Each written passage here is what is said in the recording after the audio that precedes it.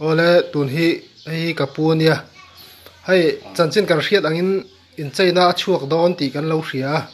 chu atak tak ani le ni lo ain pe tak takem a chuak don tak takem ti kha toite in chen akum nen soiro se chuak ari kan kheta tina tang khai kan tum ve boka nilini impact tu te nilini dar kwa le chan ve khai kan va in pe chu dia chu kan tum na ta diu chu di chu ai cùng hi cùng som sari le pani le khati chu ka di ve a chu ta cùng chat chu dia chuan ikapui tur pate palian palai kha omin ka khia a khoilai bera ngei lu don palian kan pon hian palian ani phawea paliana chuan pate lam chu kan net lu do dan chu alo om to ke lo pon ga somnga pasari ani hi kum som sari le palian ya soina chuan ram kum ho sakar ku da hian tel vere re ga du sam tiang tu thì lo những lần kia đánh đạt thì khẩu chu vô cùng rồi cũng tập ra cột những cái rồi cũng á những hoàng hoa luôn mà cái chuyện nó sang huy chuyện say cùng sầm sầm phải đi cái này tôi rồi cũng ta cái này thì cái này buông đồ áo cái chuyện anh lung như thế nghe mà chuyện ma chuyện say ông to phất lên mạnh ngái luôn chuyện ngô ta mà mình tiêm tu ra hong kal ngar ani ya rồi pui kan tia kut min sud re kan tia rồi pui tak neu ni record siam tak neu ni kan tia cũng là quên record ta mình tiêm lu đó na lu rồi kala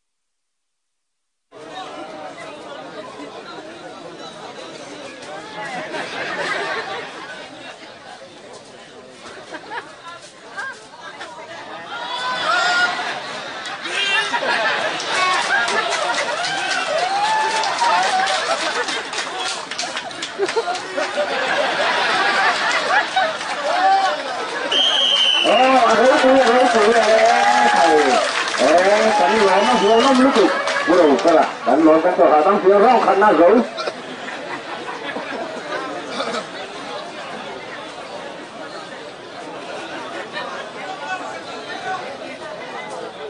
rồi sao là đặt ra cú rồi cú tu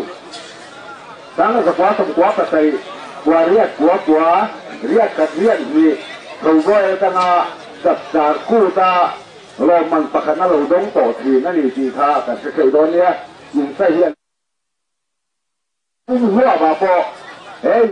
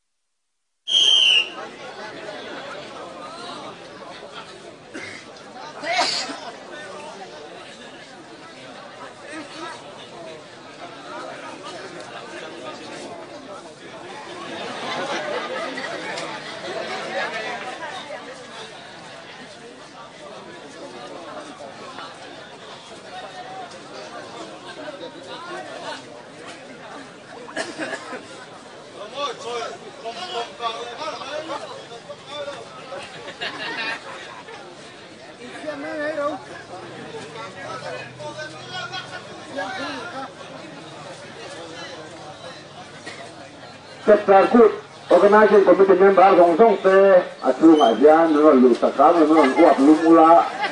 tin in kai sub committee member te po kha atunga lu turin kan hai so me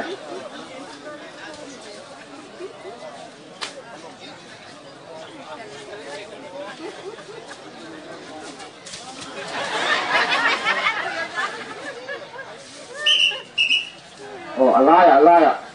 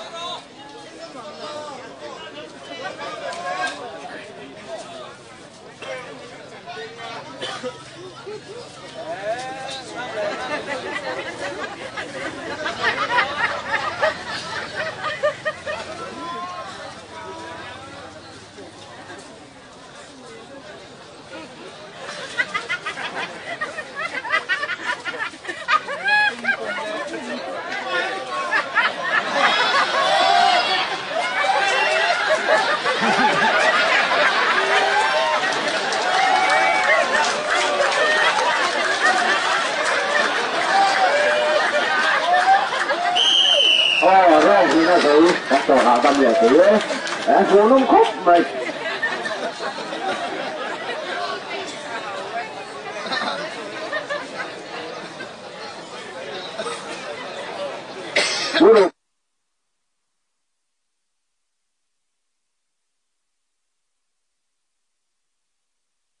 tadi ni kata hutu sana tamu tu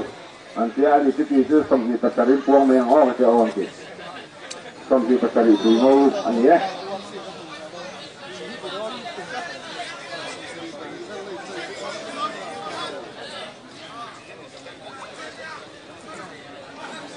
Talai hong sina isiam cak tote le lai sai zer tu lai siam zer tu kamu lah kalau tu ni kan kira acak tote poka mulai kalau tu ni kan kira asan tu kan penting kan siam tu som dona na tu final kan dei sevangin kuaten ni kuaten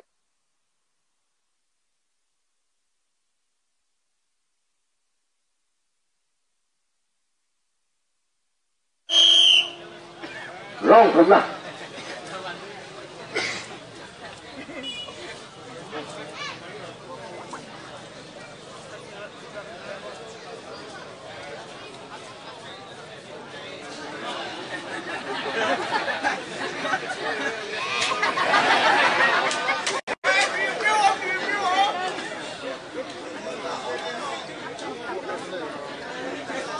Hemi Sofian pate quarter final akan susun dona ni pate quarter final lah helmat tapi